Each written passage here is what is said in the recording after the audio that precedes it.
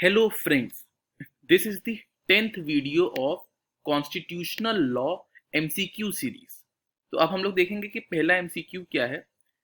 What article in the Constitution of India relate to the power of President to grant pardons and to suspend, remit or commute sentences in certain cases? So the options are Article 71, Article 72, Article 58, Article 74. So the right answer over here is Article 72. So Article 72 is the right answer. It discusses about the pardoning power of the president. इसमें एक चीज का ध्यान रखना है कि president और governor दोनों के पास पार्डनिंग पावर होती है, बट गवर्नर जो होता है डेथ सेंटेंसेस को पार्डन नहीं कर सकता, चाहे वो स्टेट लॉस के विद इन बने हो चाहे वो सेंट्रल लॉस के विद इन बने हो. इवन इफ अगर डेथ सेंटेंस स्टेट लॉस के विद इन दिया गया हो, then also he can not pardon the death sentence. तो डेथ सेंटेंस की पार्डनिंग पावर सिर्फ और सिर्फ प्रेसिडेंट के पास होती है. Okay, now the second MCQ. Who decides a dispute regarding the election of President of India? So the options are Election Commission, CJI, Parliament or Supreme Court. So the right answer over here is Supreme Court. इसका जो mention है वो article 71 में दिया हुआ है कि सिर्फ और सिर्फ सुप्रीम कोर्ट के पास पावर होगी election dispute of president and vice president को देखने के लिए. तो सुप्रीम कोर्ट का जो डिसीजन होगा that would be final. As far as election commission is concerned, इसका होगा कि जो भी पॉलिटिकल सिंबल या पॉलिटिकल पार्टीज को जो सिंबल अलॉट होते हैं या इलेक्शन में जो भी चीजें होती हैं उनके कंडक्ट में अगर कोई डिस्प्यूट है तो उसको इजी देखेगी. अदरवाइज प्रेसिडेंट, वाइस प्रेसिडेंट, इन सब के इलेक्शन का जो रिजल्ट है उसके डिस्प्यूट में जो है supreme court will be the final authority. Now the third MCQ is by which amendment of Constitution of India provisions regarding fundamental duties were inserted. So the options are for 26 January since the enforcement of Constitution, it was inserted by 42nd Amendment Act 1976 Section 11, by 46th Amendment Act 2002 और inserted by 42nd Amendment Act Section 12. तो ये थोड़ा typical question है. ये पूछ रहा है कि by which amendment of the constitution of India fundamental duties were inserted. तो सबको पता होगा कि फंडामेंटल ड्यूटीज 42nd अमेंडमेंट से इंसर्ट हुई थी, बट इसमें ये सेक्शन पूछ रहा है वेदर इट इज सेक्शन 11 और section 12. So the right answer over here is option B. So fundamental duties were inserted by 42nd Amendment 1976. इसमें आपको ध्यान रखना होगा कि ये सेक्शन 11 में इंसर्ट हुआ था. ये 42nd Amendment Act जो था उसमें जो सेक्शन 11 था वो फंडामेंटल ड्यूटीज के बारे में बात कर रहा था. तो ये थोड़ा सा टिपिकल हो गया, इतना सेक्शन किसी को नहीं याद होगा. और इसमें 42nd Amendment Act was also called a mini constitution क्योंकि उसने बहुत से चेंजेस लाए थे. उसमें ऑल टुगेदर 59 सेक्शंस थे और उसमें सेक्शन 4 था जिसने आर्टिकल 31C को अमेंड किया था. सेक्शन 11 में फंडामेंटल ड्यूटीज इंसर्ट हुए थे. तो उसमें ऑल टुगेदर 59 सेक्शंस थे.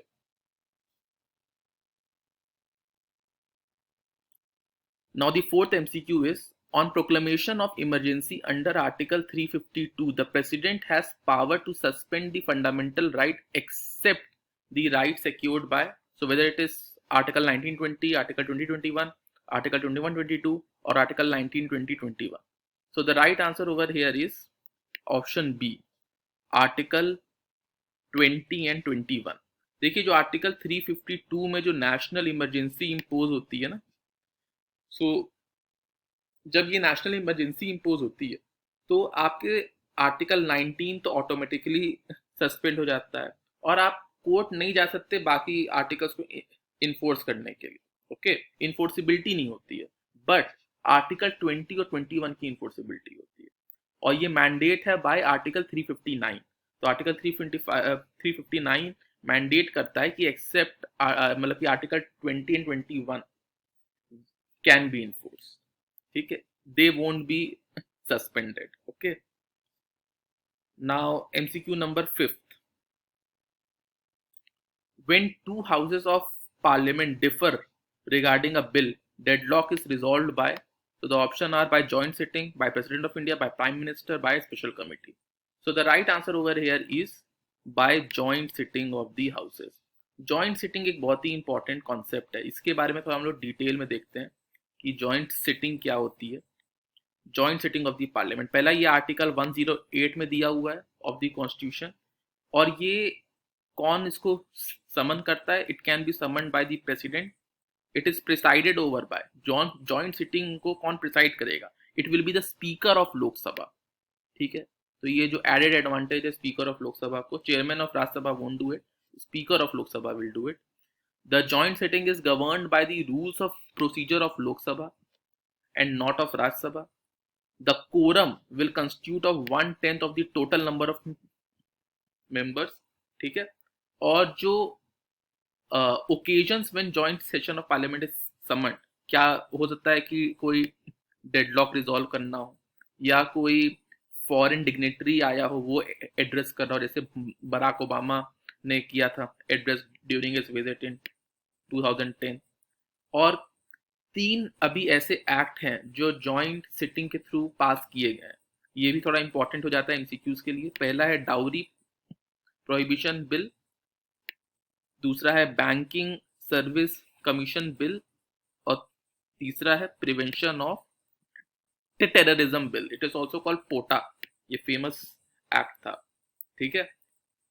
और इसके एक्सेप्शन क्या है? जो जॉइंट सेशन में जो बिल हम नहीं ला सकते, ठीक है, ये 3 बिल को लाए गए थे, ठीक है. Dowry prohibition, banking and this POTA, ठीक है. बट इनके एक्सेप्शंस भी है. जॉइंट सेशन के थ्रू हम कॉन्स्टिट्यूशनल अमेंडमेंट बिल और मनी बिल, ये दोनों बिल नहीं ला सकते, ठीक है, इसको पास नहीं कर सकते, ठीक है. तो ये एक रिस्ट्रिक्शन, ठीक. तो जॉइंट सिटिंग ऑफ पार्लियामेंट थोड़ा इंपॉर्टेंट था, इसलिए मैंने उसको डिटेल में डिस्कस किया. Now MCQ number 6. Among below which case is not related to constitutional amendment, ठीक है. कॉन्स्टिट्यूशनल अमेंडमेंट से कौन सा केस रिलेटेड नहीं है? तो Shankari Prasad, Sajjan Singh, Golaknath, Maneka Gandhi versus Union of India. So the right answer over here is option D, Maneka Gandhi versus Union of India. इसका कोई लेना देना कॉन्स्टिट्यूशनल अमेंडमेंट से नहीं है. देखिए, शंकारी प्रसाद केस का लेना देना है. इसमें यह कहा गया था कि fundamental rights can be amended bye constitutional amendment bill, ठीक है. सज्जन सिंह में भी सेम कहना था कि fundamental rights can be amended bye. It was Golaknath case which said that fundamental rights cannot be amended by the constitutional amendment bill. आप fundamental rights को change नहीं कर सकते, ठीक है. तो ये जो 3 था, मैंने इस पे एक वीडियो बनाया है, अमेंडमेंट ऑफ द कॉन्स्टिट्यूशन, उसमें आप देख सकते हैं. ये तीनों केस बहुत ही इन डेप्थ हमने डिस्कस किए और फ्लो में डिस्कस किए कि कैसे कैसे हुआ था, जो केसेस आए थे. इसके बाद आया था famous case Kesavananda Bharati case, ठीक है. मेनका गांधी केस में क्या हुआ था? आर्टिकल 21 राइट टू लाइफ को इनलार्ज किया गया था, ठीक है. सो आर्टिकल 21 का स्कोप बढ़ाया गया था मेनका गांधी केस में. और ऑल्सो इसमें जो वर्ड है प्रोसीजर एस्टैब्लिश्ड बाय लॉ, उसका इंटरप्रिटेशन किया था. देखिए, पहले क्या था कि 2 कॉन्सेप्ट है, procedure established by law and due process of law. तो प्रोसीजर एस्टैब्लिश्ड बाय लॉ में ये था कि अगर कोई लॉ बन गया तो कोर्ट उसको, उसका जो मैंडेट है उसको मानेगी, उस लॉ के फेयरनेस पे क्वेश्चन नहीं करेगी. बट कोर्ट ने इस केस में कहा कि ड्यू प्रोसेस ऑफ लॉ लागू होगा. इसका मतलब यह है कि even we can question the law in itself, law की फेयरनेस पे भी हम सवाल उठा सकते हैं, वो आर्बिट्रेरी लॉ है कि नहीं उस पर सवाल उठा सकते हैं, ठीक है. तो ये मेजर डिफरेंस है प्रोसीजर एस्टैब्लिश्ड बाय लॉ और ड्यू प्रोसेस ऑफ लॉ में. Now MCQ number 7. How many members of GST Council shall constitute a quorum at its meeting? तो GST Council की मीटिंग में क्या quorum होगा? So will it be 1/3? Will it be 1/4? Will it be half? Or will it be 2/3? So the answer over here is half. It will be half. Okay. तो article 279A कहता है GST council के बारे में, और वो major decisions लेगी regarding the rates, कौन से आइटम्स को जीएसटी के विद इन रखना या नहीं रखना, वो सारे डिसीजन जीएसटी काउंसिल लेगी. Now MCQ number 8. Disqualification on the ground of defection would not apply in case of merger if not less than dash of the members of legislature party concerned have agreed to such merger. So the right answer over here is option D, 2/3. देखिए होता क्या है ना, anti defection law जो होता है, जो 10th schedule में है, उसमें आप एक पार्टी से दूसरे पार्टी में नहीं जा सकते.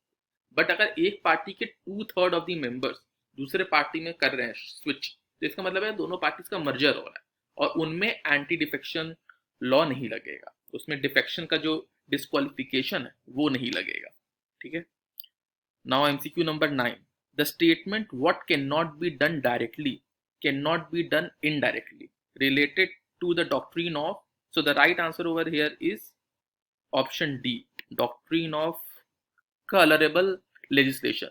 इसका मतलब पता है क्या होता है, इसका स्टेटमेंट का मतलब क्या है, what cannot be done directly, जो चीज आप डायरेक्टली नहीं कर सकते उसको आप घुमा फिरा के भी नहीं करेंगे. तो इसमें होता क्या, डॉक्ट्रिन ऑफ कलरेबल लेजिस्लेशन ये तब लगता है जब कॉम्पिटेंसी का सवाल होता है, जब कॉम्पिटेंसी ऑफ स्टेट गवर्नमेंट और पार्लियामेंट गवर्नमेंट के पावर का इस्तेमाल होता है की बात होती है, क्योंकि स्टेट गवर्नमेंट स्टेट लिस्ट पे बना सकती है और सेंट्रल गवर्नमेंट यूनियन लिस्ट पे बना सकती है. तो बहुत बार ऐसा होता है कि स्टेट लिस्ट के आइटम्स कुछ हैं, सेंट्रल यूनियन लिस्ट के आइटम कुछ, और अगर स्टेट गवर्नमेंट कोई लॉ बनाना है और वो हो सकता है कि यूनियन लिस्ट में फॉलो कर रहा हो, तो वो इनडायरेक्टली लॉ बनाएगी, ऐसा बनाएगी कि ऐसा लगे कि वो स्टेट लिस्ट के आइटम में है. तो ऐसे जब कॉम्पिटेंसी का सवाल आ जाता है तब ये डॉक्ट्रिन बहुत लगता है कि what you can not do directly you also can't do it indirectly. Okay. Also इसमें doctrine of pith and substance है, मतलब इसमें हम जो भी स्टैट्यूट पास हुआ है उसका ट्रू नेचर क्या है, उसका ट्रू इजेंस क्या है, उसको हम चेक करते हैं. ठीक है. डॉक्ट्रिन ऑफ सीरियबिलिटी में क्या है कि अगर एक पार्ट, कोई लॉ है, उसका एक पार्ट अगर इलीगल है या वॉइड है और वो अगर उसके दूसरे पार्ट से सेपरेट हो सकता है, तो पूरा का पूरा एक्ट वॉइड नहीं होगा. जो पार्ट सिर्फ वॉइड है वही सिर्फ वॉइड होगा, बाकी का एक्ट ठीक रहेगा. ठीक है. Now MCQ number 10. How many schedules are there in our constitution? So the answer is very simple, it is option B. So the right answer over here is option B. So as far as this doctrine of pith and substance is concerned, it means true nature or essence of something. So the most important is what was the object of the law. And as far as doctrine of colorable legislation is concerned, it means that what you cannot do directly, you can't do it indirectly. अगर कोई चीज़ आप directly नहीं कर सकते हैं तो उसका आप घुमा फिरा के भी नहीं कर सकते. जो मैंने सेम एग्जांपल दिया था कि अगर स्टेट गवर्नमेंट है, वो अगर उसके स्टेट लिस्ट में कोई आइटम्स हैं लेकिन उसको लॉ बनाना है जो आइटम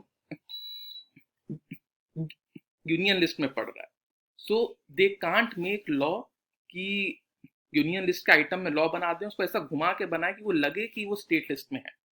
सो इसका बहुत ये फेमस डॉक्ट्रिन है, what you can not do directly you can't do it indirectly also. So thank you all.